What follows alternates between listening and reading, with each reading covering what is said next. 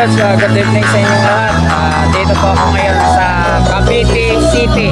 Ayan, Cavite City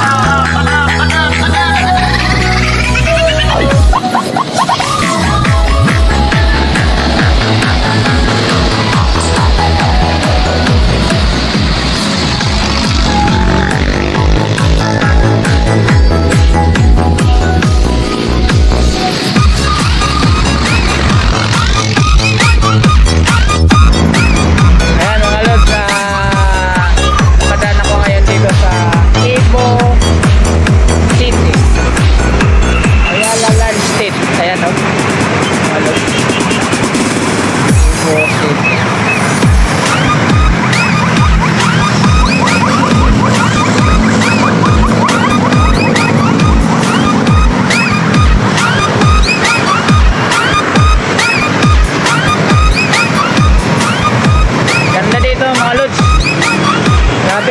Linis ng ano, tapos linis ng maligit, linis, ganda, presko, sarap ng pakiramdam dito.